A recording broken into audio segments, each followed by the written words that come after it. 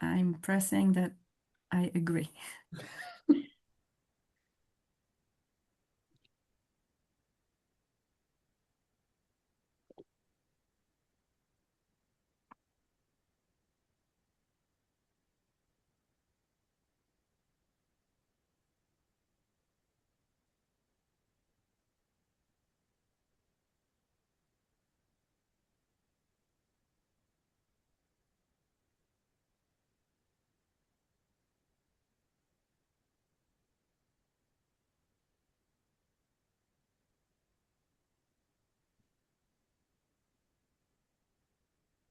Hello, there she is.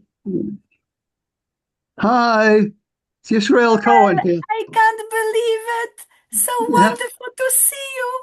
That's great. I was very excited. To hear. So I'll see you and hear you. Yes. Oh, you've been in my thoughts a lot. What a wonderful gift. Sorry, but I haven't seen Israel Cohen for years and years, and We are happy to enable this meeting. He was the first. It's about a decade and a half that we've contacted, and probably that was email. Anyway, so yes, and he was the first editor the editor who edited my very first English language article before I really was ready to write or think in English. But you thought, okay, all the best. I'm looking forward to hearing. Thank you. Okay, so good evening all. We will wait for another 2 or 3 minutes and then we will begin. Hello everyone, good evening. Hi. Shalom, shalom. Hi, shalom. Shalom, ערב טוב. Hi.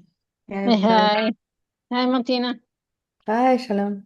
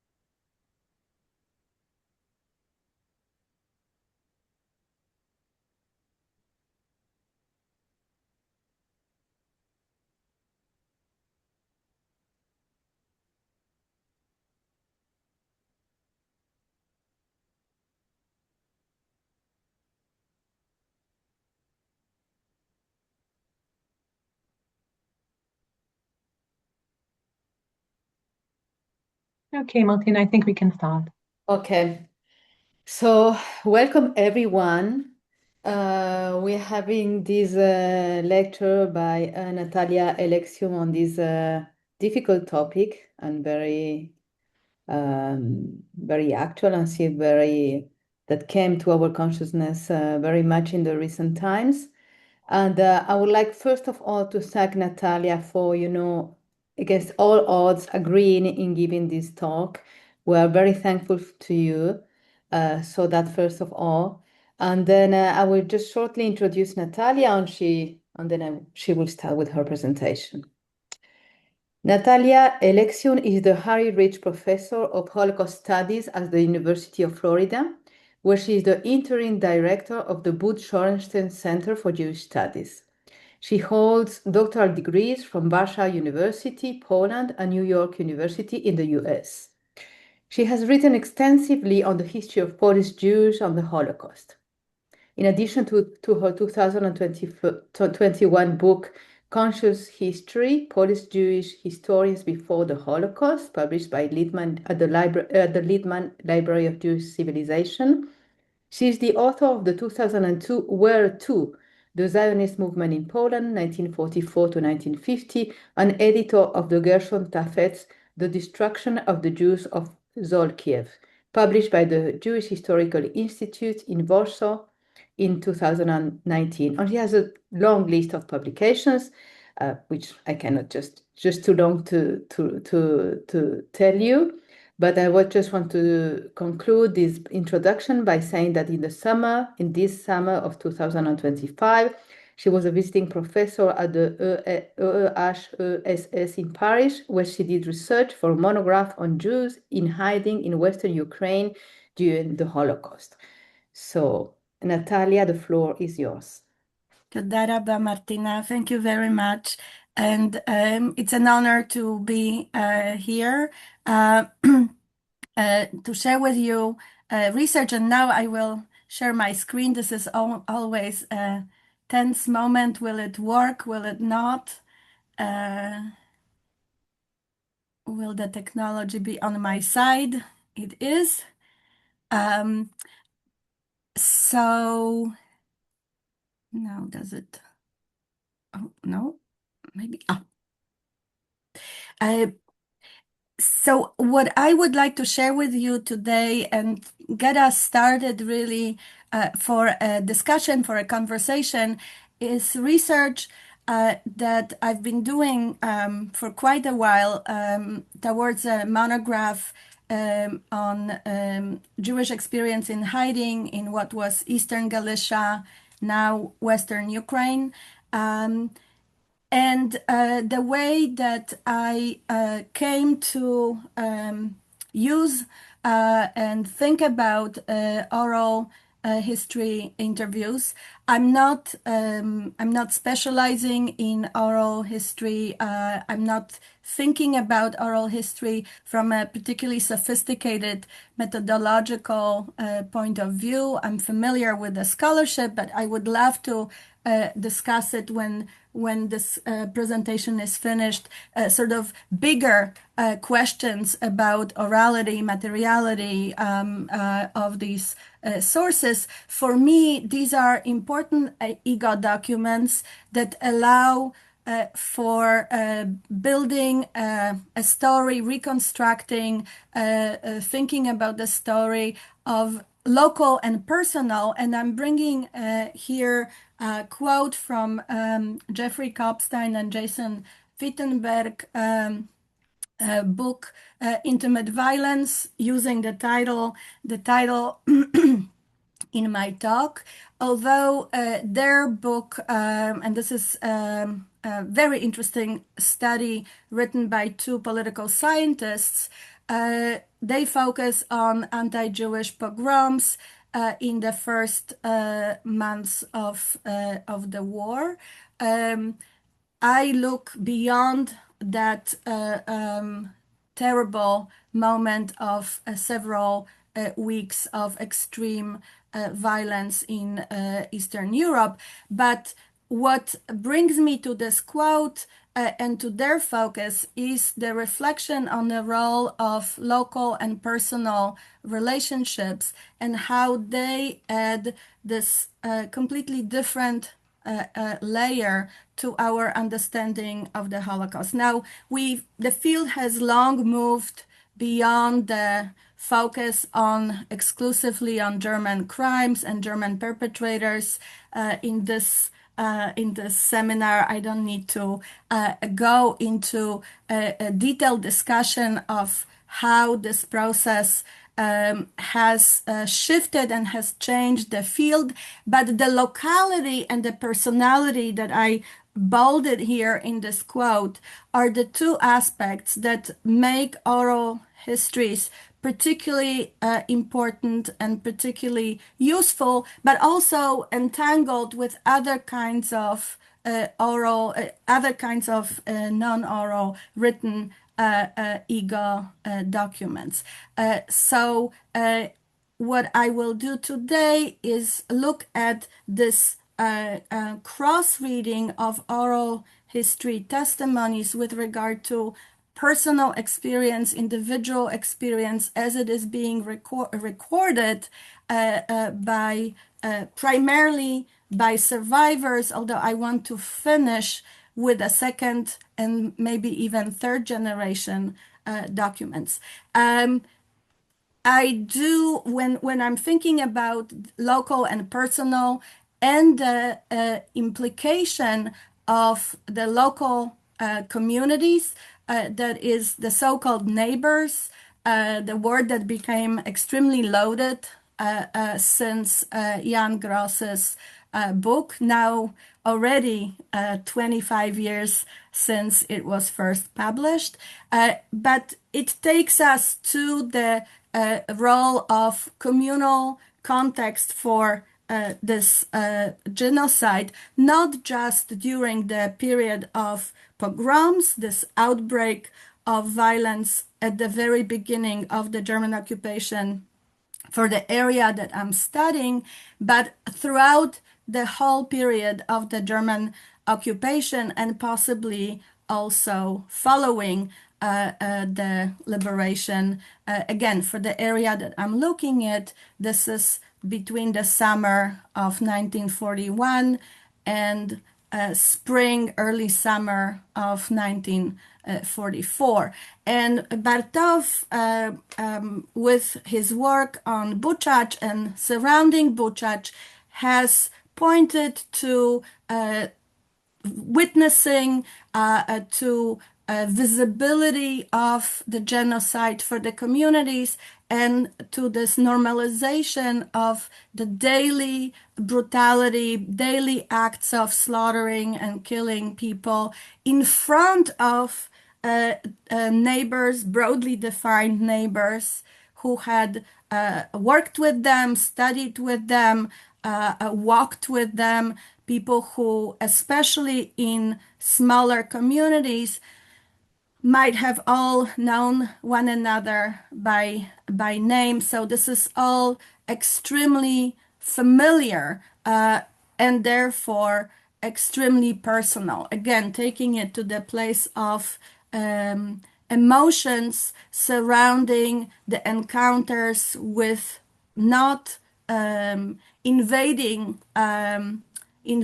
Germans, but with the brutality and betrayal of people that you know by name, you had seen and interacted with before the war. So my very unsophisticated definition of intimate violence are all kinds of hostile encounters between former neighbors, Jews and their non-Jewish neighbors. For Western Ukraine, Eastern Galicia, these will be Ukrainians, Poles, but also, depending on the location, there could be local ethnic Germans, for example, in which Jewish men, women, and children were threatened, humiliated, robbed, betrayed.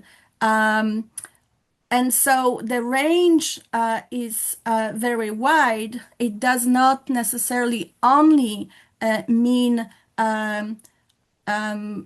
direct physical violence or killing or handing over Jews for to be killed by others, but it's also symbolic acts of humiliation and betrayal that were exactly experienced as betrayal by people who you were close with.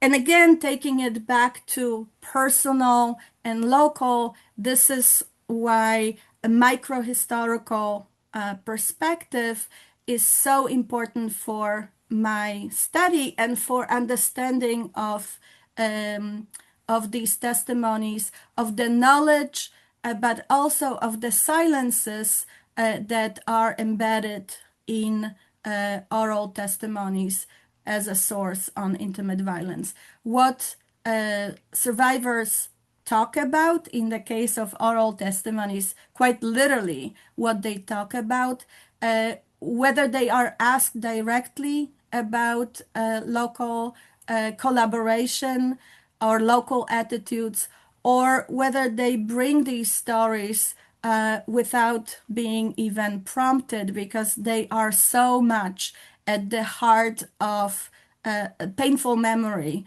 of their experience. And I want to bring two of the many studies that I find inspiring in this work.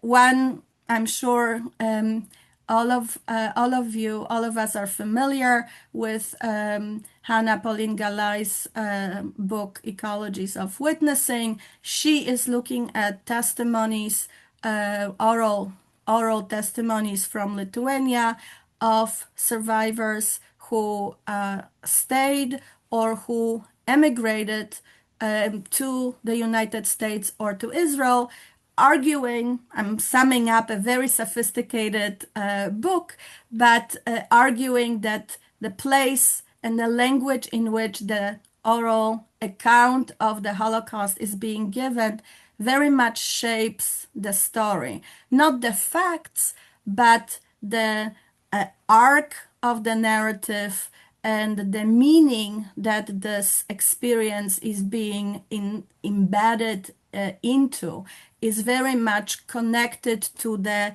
ecological system, the community in which the testimony is being taken or being recorded. And just to shamelessly put on the screen a book I had the pleasure of co-editing with two wonderful friends and colleagues, Rafael Utz and Zofia Wójcicka. This book focuses on the question, sort of a flip side of intimate violence, that is the rescue, but it deals with some of the questions that Pauline Galai analyzed for her collection of sources. And in particular, Anna Maria Drompauka wrote about Greece, and what emerged from her examination of oral testimonies, interviews recorded with Greek Jewish survivors, and she was working with testimonies that were recorded recorded in Greece with survivors who stayed in Greece, was an extremely positive, apologetic account of not only pre-war relations, and I'll come back to this in a moment, but also wartime experiences that focus almost exclusively on the good behavior, on the assistance, on the empathy of non-Jewish Greeks. And she argues in her chapter that this focus on rescue is very much a function of testimonies being recorded by people who live embedded in Greek society, often intermarried, or people who converted, and that this is a very particular account on what they are eager to share about their experience during the war. Now, when looking at oral testimonies, what became very clear to me and somewhat predictable is that we have several narrative frameworks and tropes, and they're not different necessarily from tropes that we might find in other kinds of ego documents with which I'm working as well. That is diaries, testimonies recorded early on with the Jewish historical commissions, especially, again, for the community of survivors that I'm interested in. This is the Central Jewish Historical Commission in Poland, and then in Yad Vashem, but also Historical Commission in Paris and elsewhere. This is the question of pre-war interethnic relations. Many of the testimonies or interviews that were recorded in the 90s have in early 2000 asked as a matter of list of questions, right? Questions about pre-war family life, but also pre-war Jewish community in the town or city where the survivor was born. And there is usually more or less direct question about Jewish, non-Jewish relations, or even a question about experience of anti-Semitism. Have you experienced anti-Semitism before the war? Then in the temporal aspect of this trajectory, there is experience of pogroms after the Soviet occupation, 39-41. The German occupation in the summer of 41 usually begins with the experience of violence in which the local population plays a role. So the trope of betrayal by people you know, either named specifically, or this is a collective community that now turns against Jews in the face of the Soviet withdrawal, military withdrawal and defeat. Then there is a question of transfer of property, voluntary or involuntary. Voluntary is often the question of property that was handed over for safekeeping.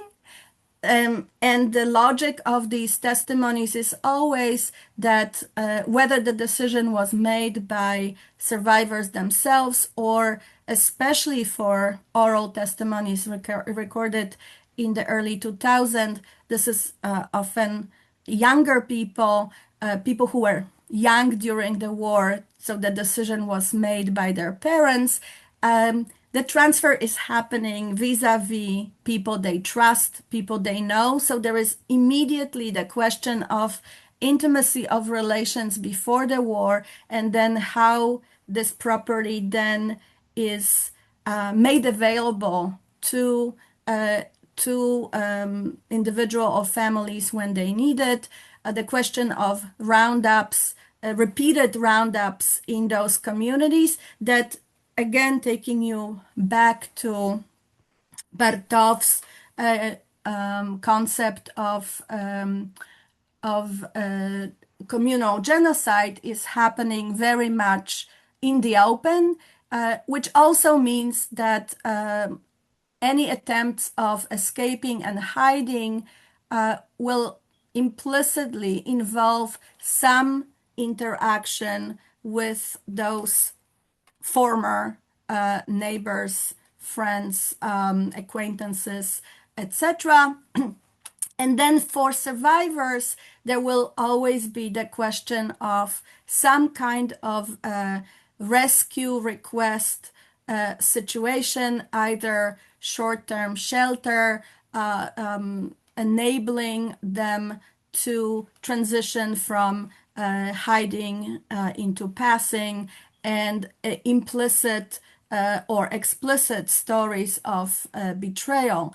What I was expecting to find, to tell you up front, what I was expecting to find a lot more in the testimonies, the oral accounts that I was listening to, were accounts of sexual and sexualized violence, with the assumption that some stories might have been more of a taboo, that were not speakable easily in the earlier EGOT documents and became speakable later on. I don't really see this easy shift, something that I thought would be actually the main point of this presentation, did not quite check against sources. But other than the issue of the temporal trajectory that is a trajectory of the Holocaust, right, from German arrival through pogroms, through looting, first roundups, setting up ghettos, which in Western Ukraine, in most cases, only took place after the first mass shootings and massacres, and then for those who evaded capture, attempts to hide and pass. The particularly important for me is this relational aspect, that is, who are those people that are in a position of becoming a source of intimate violence, who are described as in getting involved with people whom they knew and betraying them in this range of situations as they came into contact. And I want to go back again to the classic that I mentioned before, to Neighbors, Jan Gross's study of Jedwabne that reshaped the field, especially outside of Israel, and to his very radical call to include all the testimonies that we have, even if they cannot be cross-read in ways in which historians like to check the sources against other sources. What he meant here was connected to the story of Jedwabne, for which there were primarily sources coming from early Jewish testimonies, and he was arguing that these should be included and treated as reliable sources. But the same can be said if we were to expand this radical call for rescuing whatever pieces of information from these local communities and local biographies during the Holocaust we might get. This can be also applied to oral testimonies.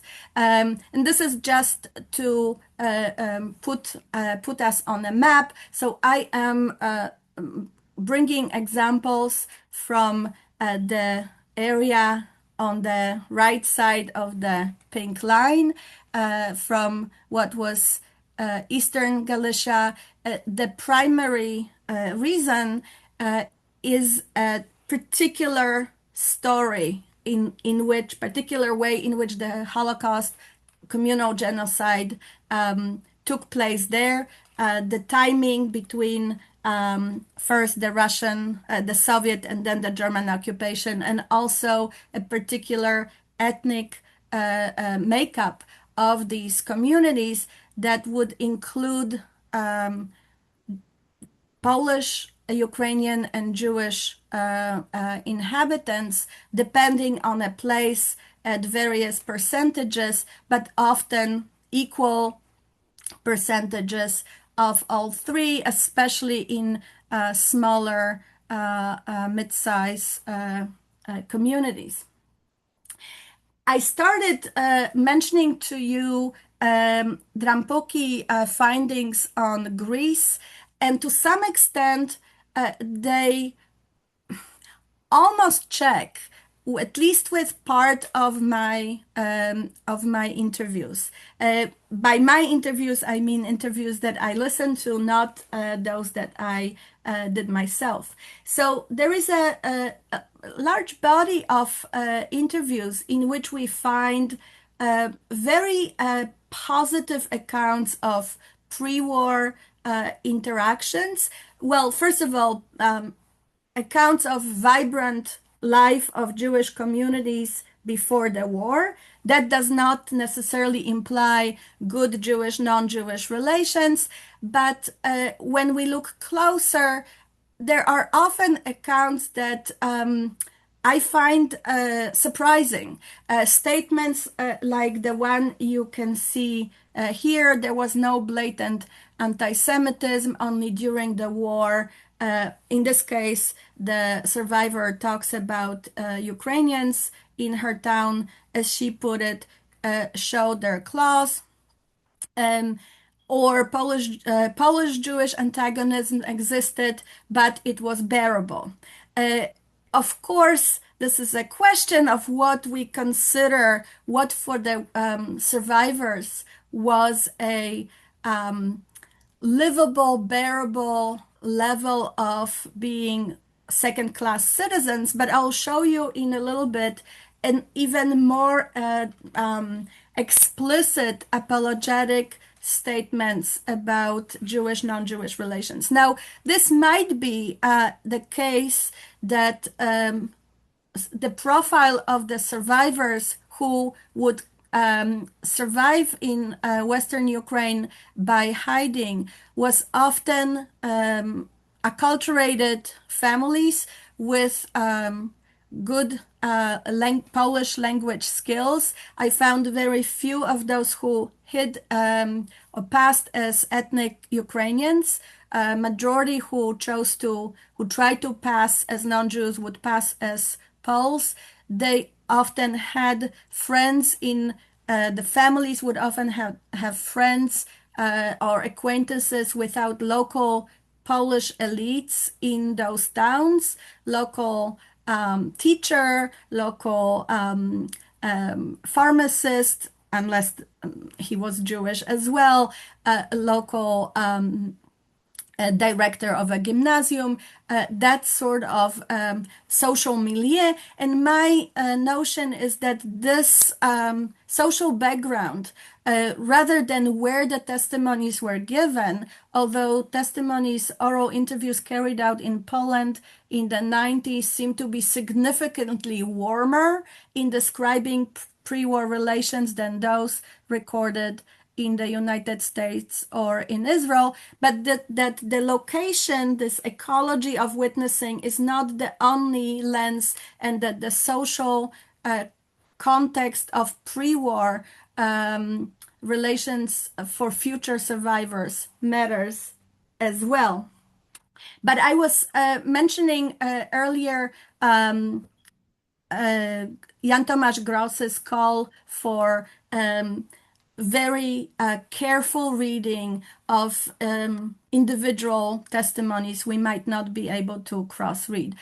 So I wanted to show you a couple of examples. These quotes that I showed you earlier are also from testimonies, interviews with people that, to the best of my knowledge, did not leave other accounts. I could not find their accounts in Jewish Historical Institute, not in Yad Vashem. To the best of my knowledge, they did not write accounts for family consumption that sometimes ends up in the archives with a delay.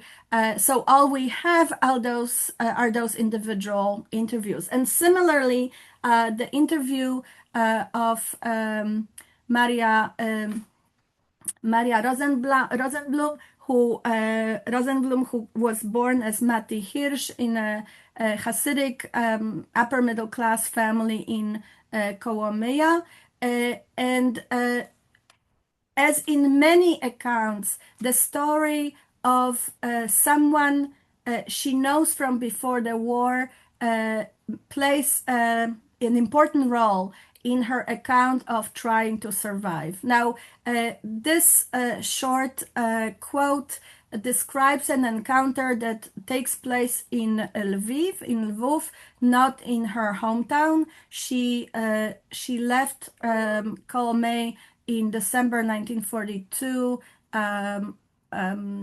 to go to Lviv and try to pass as a Christian girl, equipped with a fur coat, some documents, and counting on her, as she put it, not very bad looks and very good Polish language skills.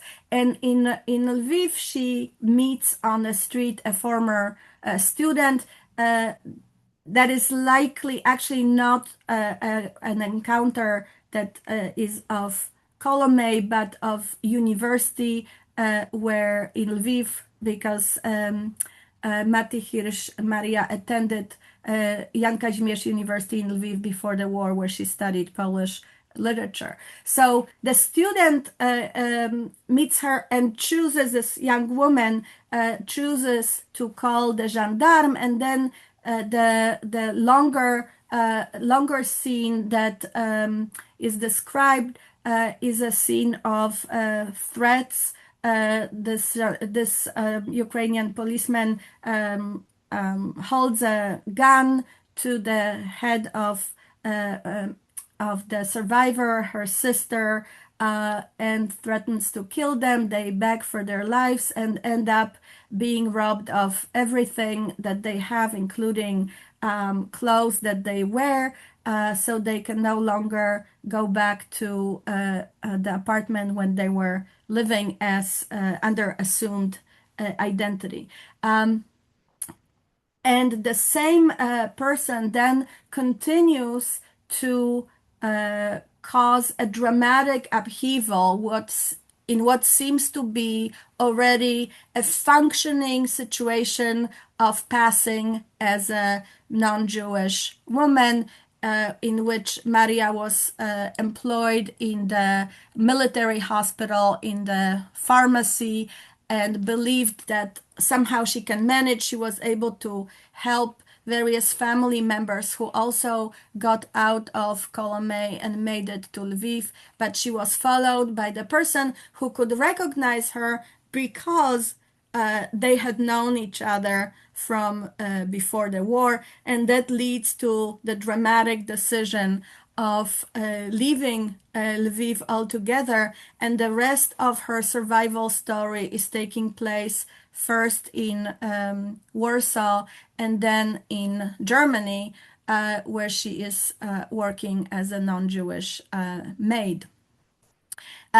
And so we have here one of these stories in which getting out of the places where you can be recognized is the only strategy that can help to avoid intimate violence of people who know you and who will not who cannot be fooled about your identity. Now, I want to now bring for a moment other kinds of ego documents that I keep on having in mind in conversation, or I want to put in conversation with oral interviews. And in particular, a collection of hundreds of testimonies that were recorded beginning in 1944 by the Central Jewish Historical Commission, then transformed into the Jewish Historical Institute.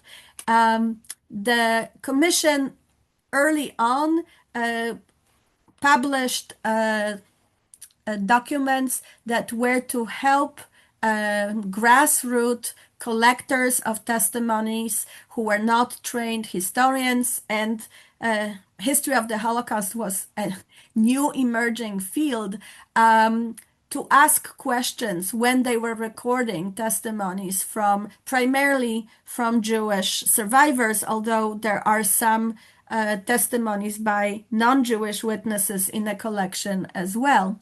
And I'm just giving you two examples of sections in a list of questions, and it's interesting to compare these questions with the questions that were asked of survivors in oral interviews in the so-called Spielberg archives. The question about the local population is always there.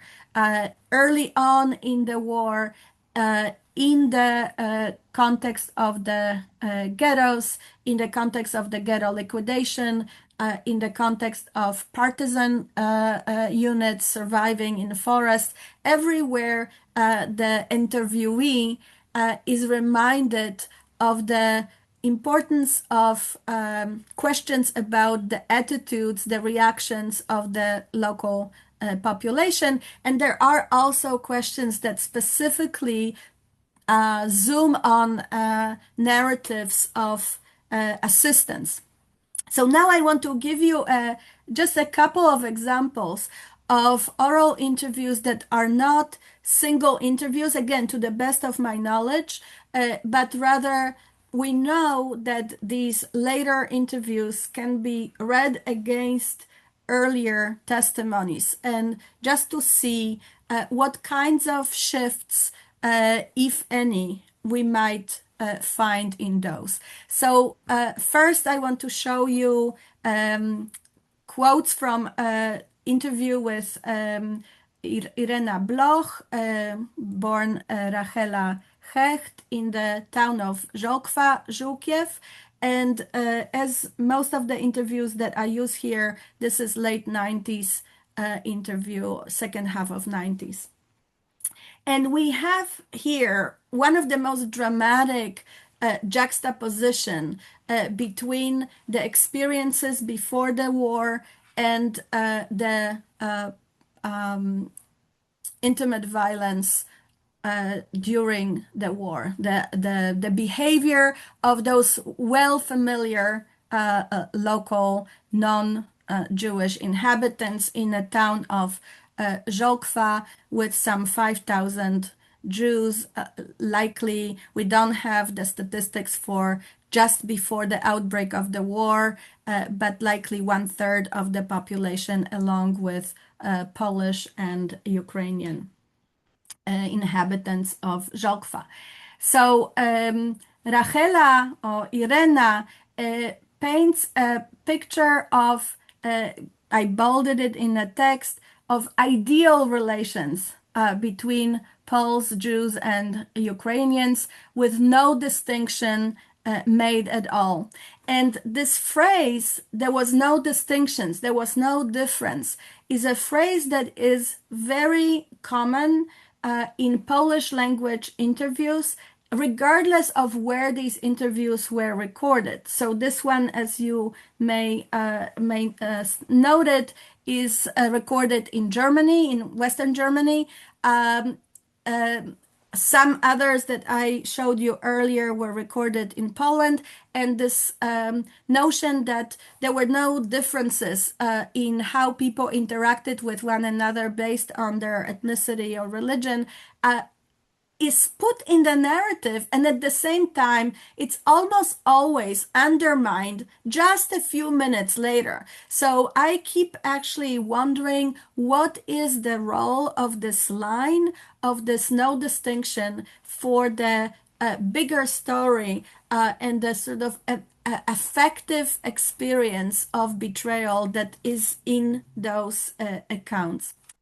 Irena Rachela tells us, for example, that Jewish youth would go to Polish officers' club for balls and New Year's Eve parties, and the Polish officers would come to the Jewish Cultural Center for their parties, something that frankly strikes me as highly unusual. And again, she repeats over and over again, relations were excellent, there was no distinction, but at the same time, we have also statements that everybody knew her place. So she was here talking about Jewish girls attending a Catholic gymnasium.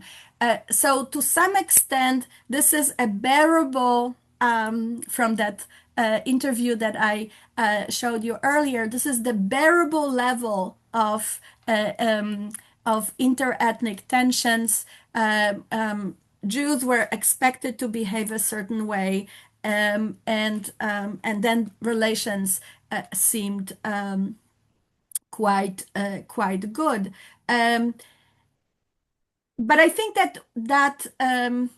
that narrative framework allows to set the stage for encounters with friends who often are actually betraying that sense of camaraderie and trust that is assigned to the pre-war period. And in those testimonies from Eastern Galicia, while many talk about Polish friends of their parents' generation, they also have friends among Ukrainian inhabitants. So this is truly inter-ethnic landscape before the war.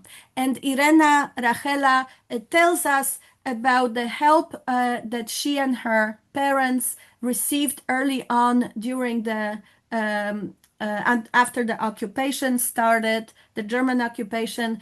And then she has this unique character, her brother's girlfriend, who will be her sister-in-law after the war, who in fact courageously was responsible, taking huge risks precisely because she was known as someone who had a Jewish boyfriend, hiding 5 Jews and caring for them.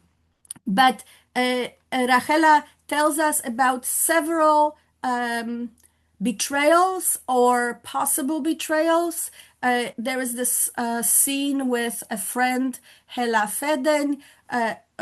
She runs into her house during the roundup in fall of 1942, hoping to wait a little bit until the place where she was expected to actually hide would become available, as the person who was supposed to open the door for her was not present. So she thought quickly, where does she go? She goes to a friend, not only a friend, but someone who quote unquote owed her, whom she was helping at school. And we have this dialogue that Rachela plays out in the oral interview.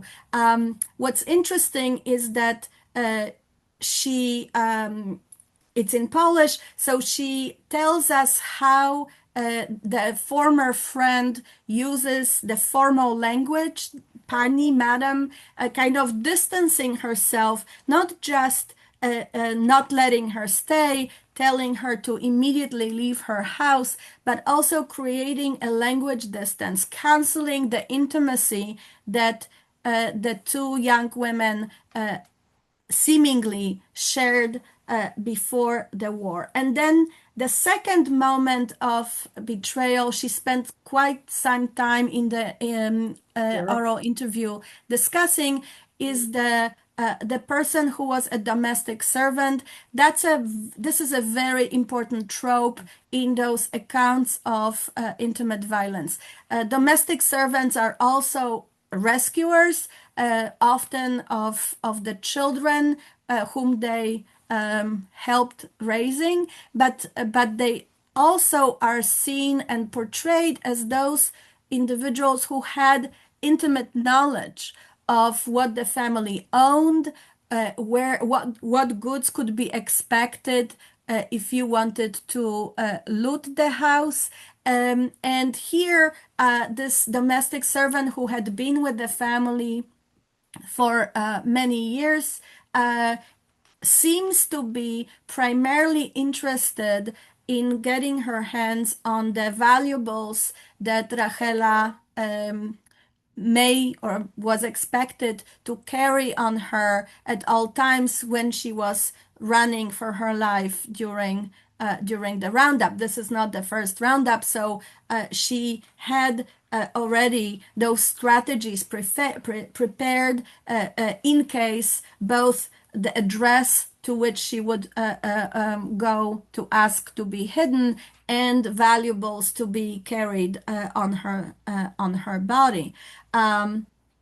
She also spends time in the interview with a very painful trope, that is the trope of her parents who were caught in one of the roundups, who, according to testimonies of survivors at the time, people who had jumped off the train, Żokwa apparently had the way in which the train tracks made the trains carrying Jews to Belzec slowed down, and there was quite a large number of so-called jumpers who were trying to escape from other cities being on the deportation trains, but also from Żłobka itself. So her parents jumped off, walked in the direction of the town, and almost in all likelihood were betrayed by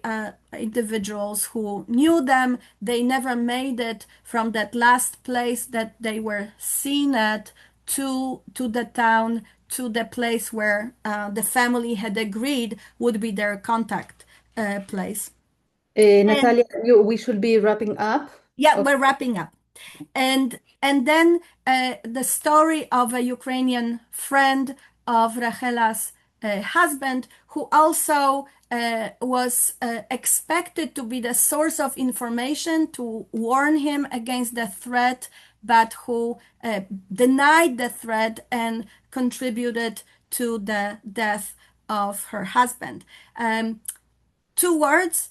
Here we see the testimony that Rachela had given after the war in 1947. So this is the situation in which we can read the oral account with the earlier written account.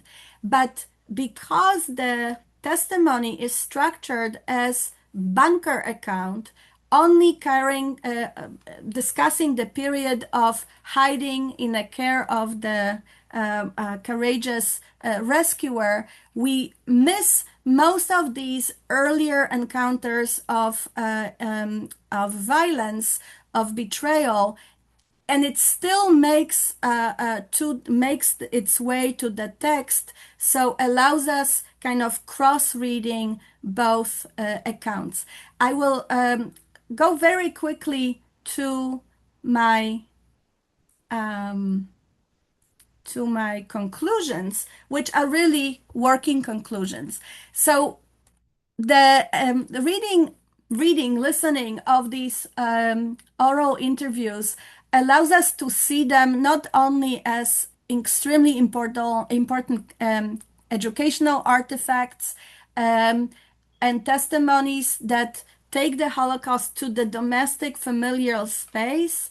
It allows us to see many of the individual testimonies that cannot be read across others, and allows us to think about the taboos and the emotional landscape that continues to haunt survivors even when they recall their individual and their family's experiences. These acts of intimate violence are often very prominent and almost outsized for the bigger story of communal destruction because they carry such heavy emotional load. Thank you, Natalia, for this really amazing, very rich lecture, this presentation, and it's really again, as you open this saying, okay, all my hypothesis on sexual violence actually wasn't. In fact, it wasn't. I didn't find out that it was true. And then going around, this is the real research work. That's what we are doing. And I think it raises lots of questions, and you gave also very rich and complex picture of the horror testimonies with many questions also concerning methodologies. And so I believe we have many. I have some questions, but I would like to ask first. There's a person here, Shoshana Barry, right? Can we? Could we open the mic for her, or maybe should I read from the chat? Whichever you prefer, but it would be lovely to hear the person who is asking. Yeah, I think it's better. Can you? And I can take a question in Hebrew. Give her open the mic. It's voluntarily. She can do it by She herself. can do Shoshana. אני רואה פה, הנה. I see here רושל את יכולה לשאול זיידל. בעברית, זה בסדר. אוקיי. No, אני but it רואה might פה, be that other people. Oh, yeah, of course. Yeah. Sorry. I see here רושל זיידל that edited a book more than 10 years ago about sexual violence, and I remember her introducing the book, and she spoke also about when she started talking about this, it was new. First of all, maybe Rochelle can add, she's here, she can speak for, maybe she can add something. But my question, I asked two questions. First of all, what's the difference between the researchers that were presented in the book of Rochelle Zaidel then, and the research that is now that you are speaking about? Second, maybe the social background is a factor that is different. And second, can you connect the more open, the openness that is now towards talking about sexual violence during the Holocaust to the tendency to be more open to talk about sexual violence, especially in places of work and places like this? Yeah. That's my two questions. Thank you very much. So I'm, of course, standing on the shoulders of Rochelle, metaphorically speaking, and amazing scholars that were pioneers, and without them, we wouldn't be talking about these topics. So I take for granted in a way that we are expecting to see certain tropes because it so much became the discussion of historians of women's experience in the Holocaust, and now it shifted from women's experience to gender. Right, there are new studies on masculinity, and that also includes sexual and sexualized violence against Jewish bodies of Jewish men. And maybe this is me being spoiled by the research of these wonderful scholars, the double edge, the double sword, the being Jewish and being female, and all of this. And then I was listening, still old-fashioned listening for the most part, of dozens of these testimonies, and it's not a very present trope. I would even dare to say, and I timed myself obviously for some, day-long seminar because I had a few slides that I wanted to share with you that I didn't get to. My impression is that a lot of these potentially taboo topics do get talked about in the earlier written testimonies, but they are not really present in the oral interviews. And my hunch is really that this is a particular social group of women and men, but I'm very interested in the female narratives that are middle class, bourgeois middle class elites, and that this is when they are being interviewed in the mid-90s, late 90s, it's too early for them to open these topics. So I have a few cases in which I can assume, reading between the lines, that maybe there is a situation of a threat or sexual violence taking place, particularly for Jewish women passing as non-Jews who are approached by a gendarme, as in that case that I showed you. Was he only holding a gun to two young women and then took everything off of them? Was there more happening? Nothing is said. And knowing what I know about the how widespread sexual violence was, and we know, for example, from research of Jana Michlitz and Anna Bikont about high percentages of Jewish children who survived the Holocaust in hiding, who were coming out of hiding with sexually transmitted diseases. This silence is suspicious. Just like I am suspicious of, Polish officers coming to a Jewish club to dance and vice versa. So I think we need to, as in all these research projects, we need to engage in a very complex analysis of what we know, what the sources tell us. And I'm at the same time arguing for taking the sources very seriously. So I don't want to dismiss the good relations that these young women, when they were young, remember.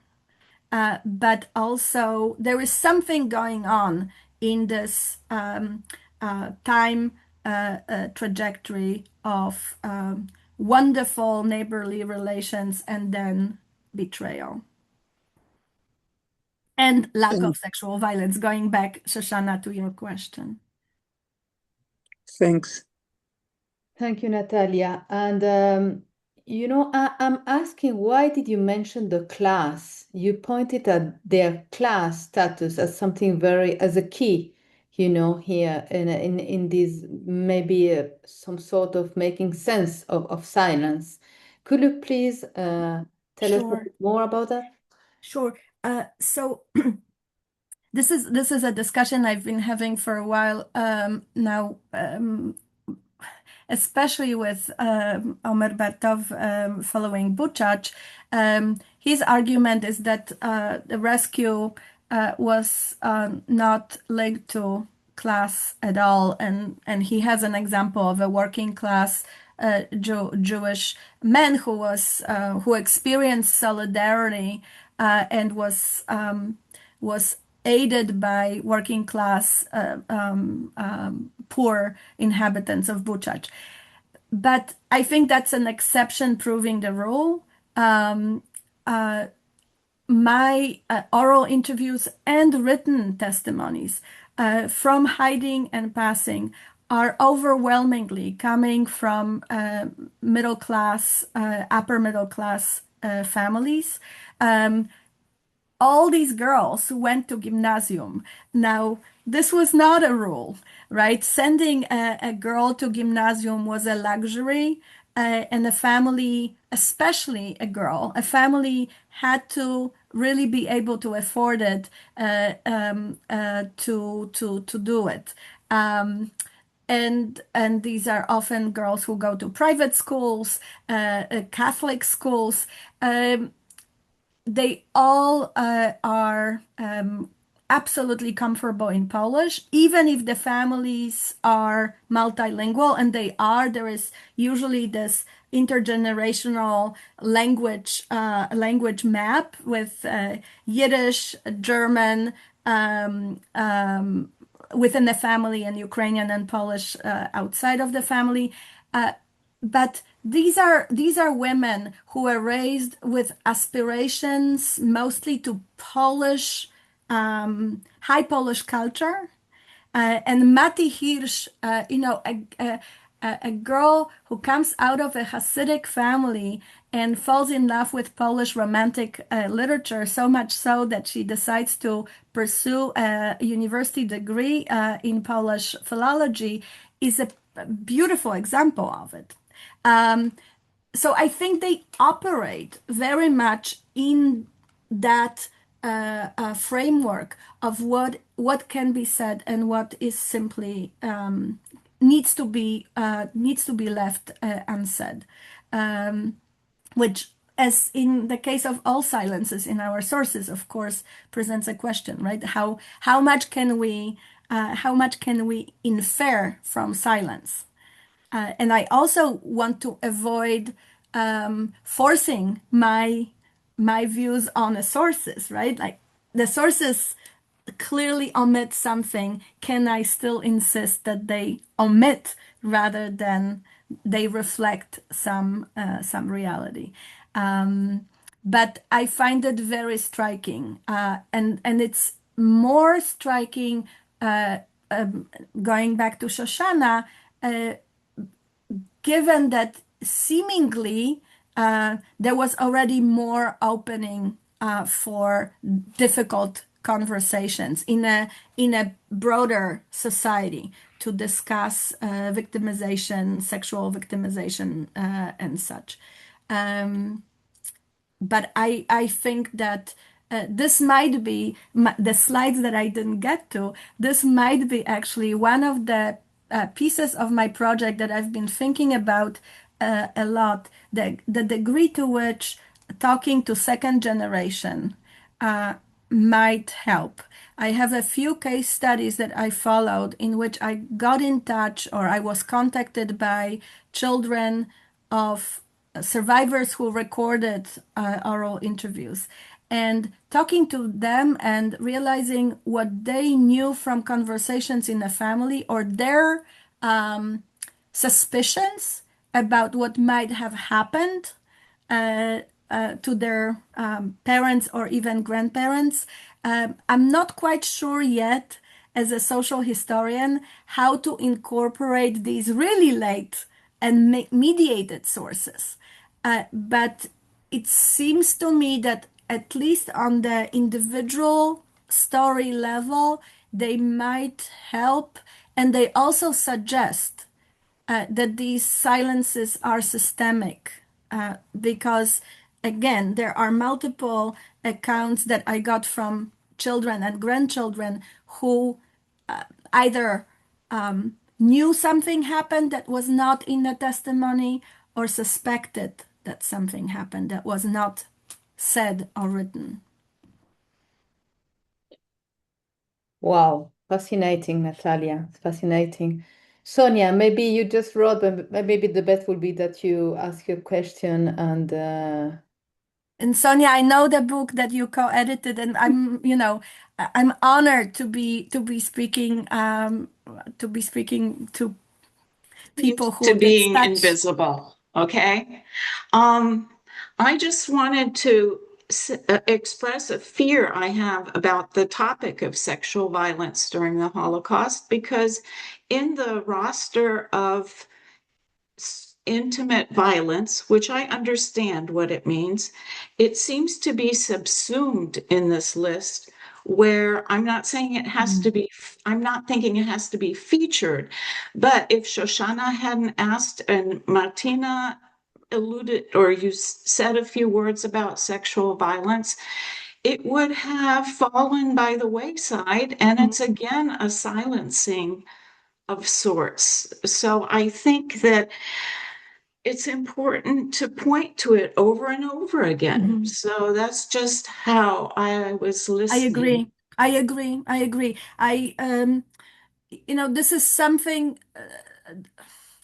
This is something that I'm very aware of. And maybe this also needs to be worked into this very, very basic descriptive definition. But I hear you, and yeah. And maybe what is problematic is the word intimate. Right. And I think that's worth thinking about. It's not facile to, say, oh, it really is something, because when I saw the title of your presentation, I was like, oh, and it will be also about sexual violence. But then it was like, and then I started to also think, well, every contact that Jews had that were demeaning were intimate. It's like in daily life, they're anti-Semitic. We become very academic about our everyday situations. And so I'll leave it at that. So thank you. Yes. So I must say I'm still I'm thinking about this intimacy aspect. What in fact I will tell you that in a few conversations with students, for example, they actually assumed I mean sexual violence, and I had to walk them back. Saying no, it means people had relations, knew one another. This was not anonymous. But they assumed exactly what you did, and there is clearly something there. Once you walk it back, that's how our society also walks back experiences that are horrific to people. So it's really worth our consideration. Yeah. At the same time, and maybe this is a question of finding more, I don't know, inclusive or less suggestive adjective. What I would like to find, because it is in the sources and it's so clearly tangibly, emotionally loaded for survivors, is having someone that you went to school with, or your teacher, or your parents' best friend betray you. And so this is what and I would argue here very strongly that in these encounters, they precisely carry for decades in a memory because they were so painful. And yes, they were sayable.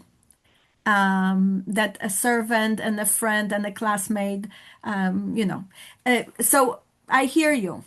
It's a seminar, so I appreciate your pushing back. Thank you very much.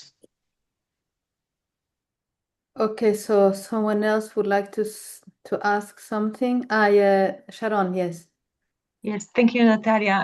And since this distinction that Sonia made now between intimate violence and sexual violence, so and you mentioned a few times in your talk the historical committee, which means the DP camps.